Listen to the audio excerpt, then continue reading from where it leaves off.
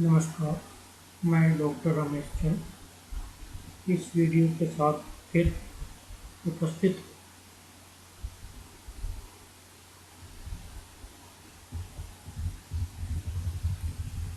इस वीडियो में हम आज क्रेमर्स क्रोनिंग रिलेशंस के बारे में पढ़ेंगे।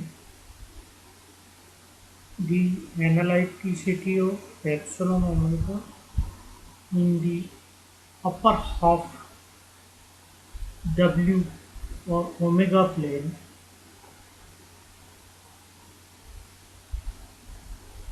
permits the use of Cauchy theorem to relate the real and imaginary part of epsilon or omega on the real axis for any point z inside a closed contour C in the upper half W plane. Cauchy's theorem gives epsilon r z is equal to 1 plus 1 upon 2 pi iota closed integration around CR or C the whole contour epsilon r omega dash minus 1 upon omega dash minus z d omega dash. The contour C is chosen to consist of the real omega axis and a great semicircle at infinity in the upper half plane. From the asymptotic expansion just discussed in the previous video, we see that epsilon r minus 1 vanishes sufficiently rapidly at infinite so that there is no contribution to the integral from the great semicircle. Because of you see here f r tends to infinite, of course omega tends to infinite, and epsilon r is proportional to 1 upon omega, so epsilon r tends to 0. Thus, the Cauchy integral written here can be transformed in this form epsilon r z is equal to 1 plus 1 upon 2 pi iota minus infinite to plus infinite epsilon r omega dash minus 1 upon omega dash minus z d omega z. Here z is now any point in the upper half plane and the integral is taken along the real axis. Taking the limit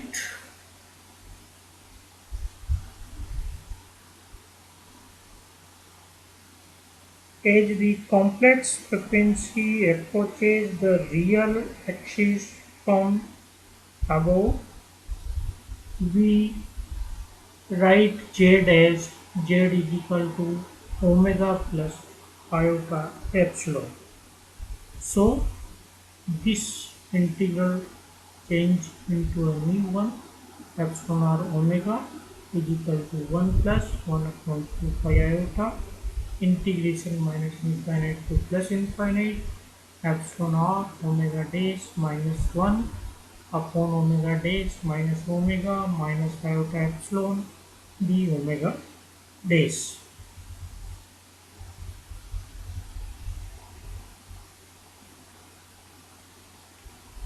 For real omega, the presence of the iota epsilon in the denominator is a mnemonic for the distortion of the contour along the real axis by giving it an infinitesimally semicircle detour below the point omega dash is equal to omega. The denomi- denominator can be written formally as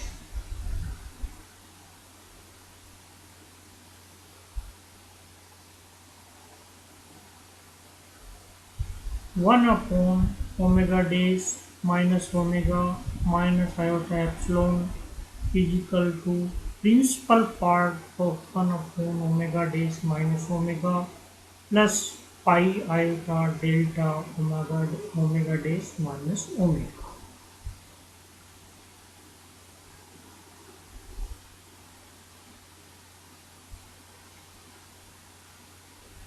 where delta function serves to pick up the contribution from the small semicircle going in a positive sense halfway around the pole at omega dash is equal to omega. So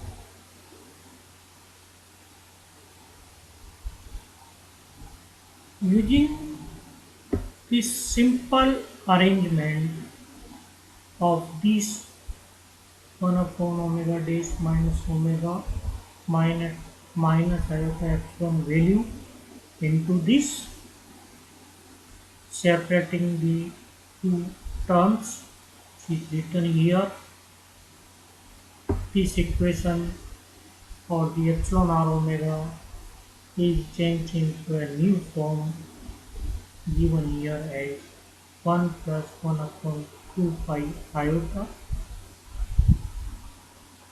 Principal part of integration minus infinite to plus infinite epsilon r omega dash minus 1 upon omega dash minus omega d omega dash plus pi iota minus infinite to plus infinite epsilon r omega dash minus 1 d omega dash multiplied by delta function of omega dash minus omega.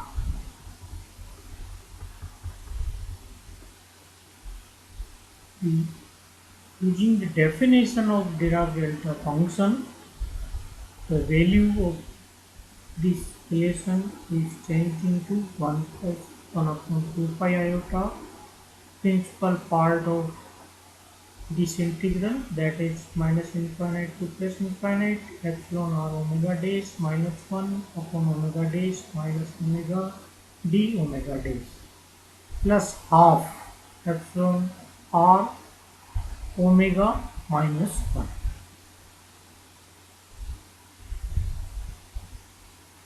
After rearranging, as you know, epsilon r omega is here also, we get half epsilon r omega. When we take this at this side, we have half epsilon r omega. 1 minus half is plus half, so 1 by 2 is common from all the terms. So after removing the common term, we obtain the final value for epsilon r omega h. 1 plus 1 upon pi iota, principal part of the integration, minus infinite to plus infinite epsilon r omega dash minus 1 upon omega dash minus omega d omega dash. This is a complex term, so we separate the real and imaginary parts of this equation which is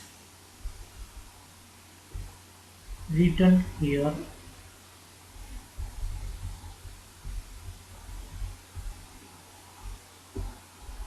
Real part of epsilon or omega 1 plus 1 upon pi. Principal part of minus infinite to plus infinite. Imaginary part of epsilon or omega dash upon omega dash minus omega d omega dash. As we know, epsilon or omega can be written epsilon or omega dash can be written as real part of epsilon or omega dash plus iota imaginary part of epsilon or omega dash. So when we use imaginary part, iota cancelled out from the numerator and denominator. So we have real part of epsilon or omega as this. And the imaginary part is of course given by here 1 upon iota, which is taken in the numerator as minus iota. So 1 minus 1 upon pi. Principal part of minus infinite to plus infinite. Real part of epsilon or omega dash minus 1 upon omega dash minus omega d omega dash. These relations are called Kramers-Kronig relations or dispersion relations. First derived by Kramers and Kronig independently.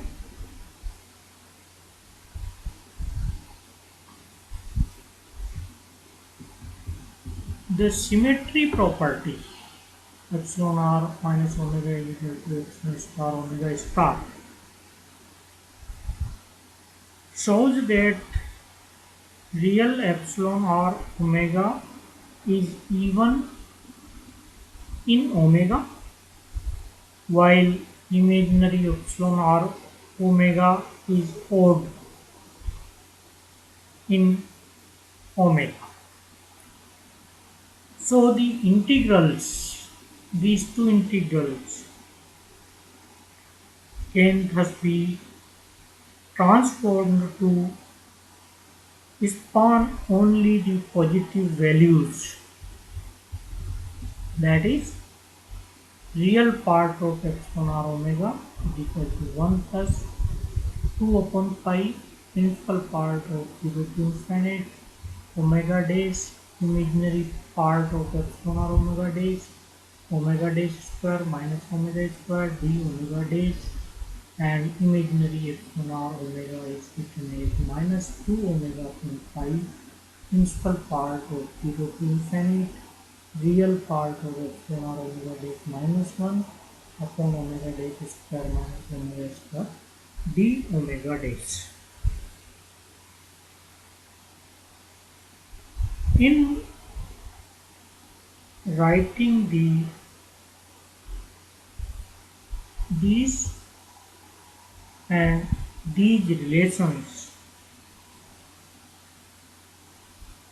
we have tactically assumed that epsilon or omega was regular at omega is equal to 0. For conductors, the simple pole at omega is equal to 0 can be exhibited separately with little further complications.